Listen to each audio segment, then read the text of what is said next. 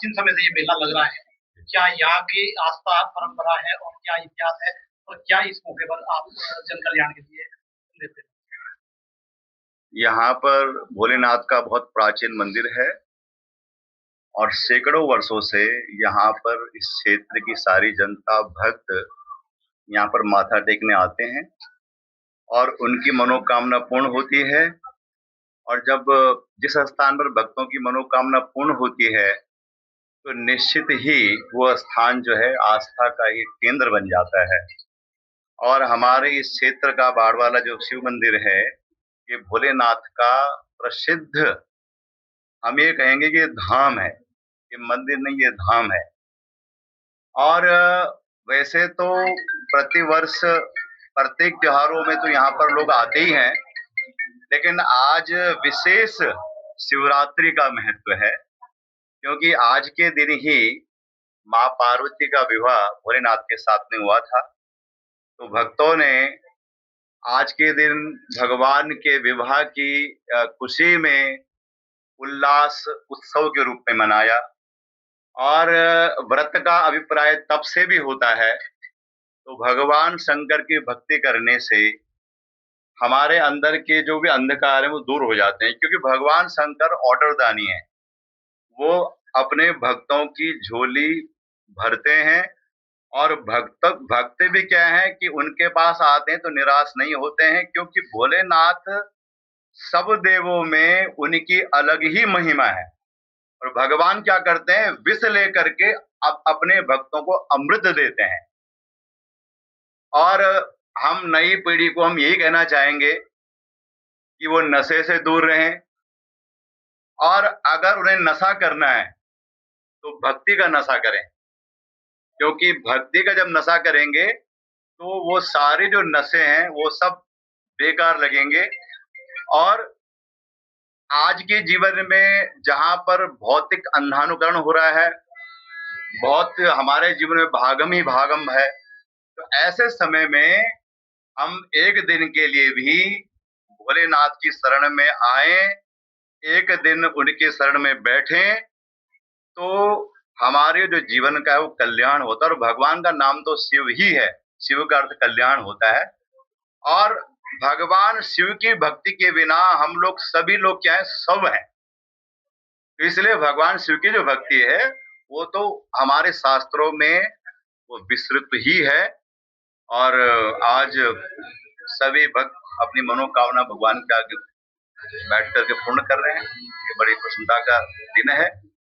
और आज यहाँ पर कल रात्रि 11:30 बजे से लोग यहाँ पर लाइन में लगे हुए हैं।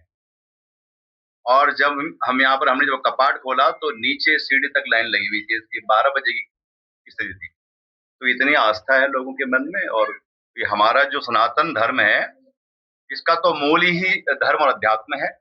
और धर्म और अध्यात्म के बल पर हम लोग विश्व के गुरु बने हैं। और निश्चित ही जो है सनातन परंपरा का हम सभी को जो है मिलकर के इसका आश्रय लेना चाहिए। सभी को बड़ी शुभकामनाएं। महाशिवरात्रि का पावन पर्व है।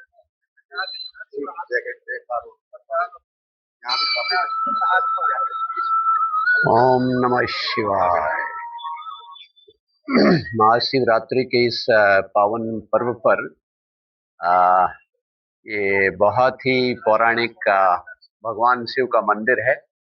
और हर वर्ष महाशिवरात्रि पर यहाँ पर श्रद्धालुओं का आप देख रहे हैं, सुबह 4 बजे से ही तांता लग जाता है और लाइन टूटने का नाम नहीं लेती।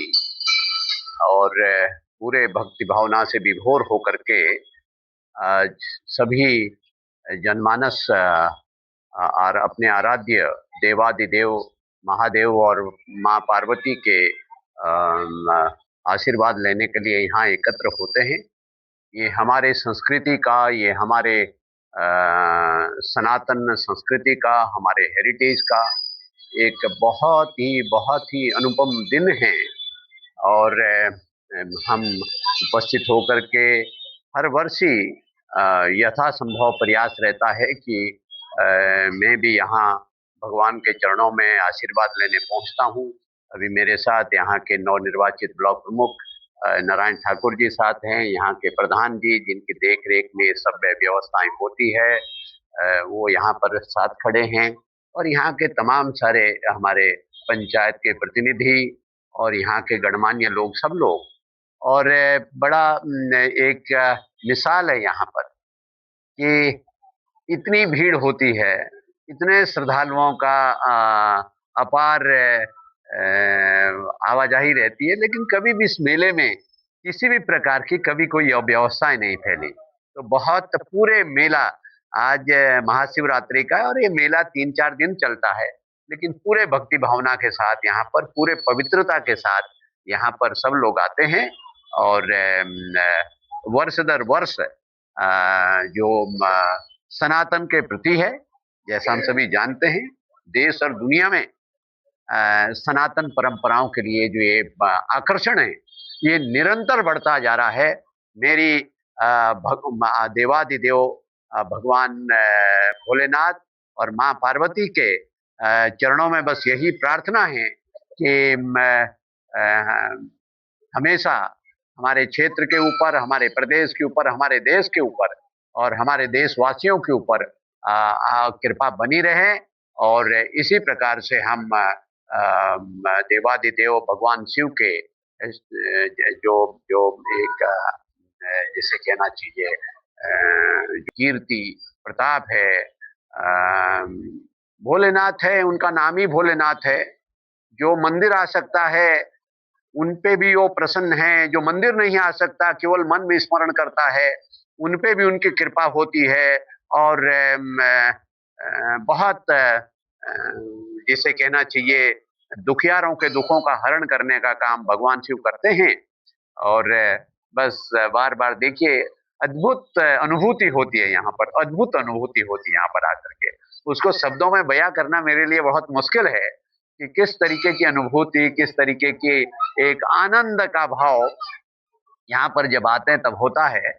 और एक बार फिर से भगवान शिव के चरणों में नमन करता हूँ और लोक कल्याण की कामना करता हूँ।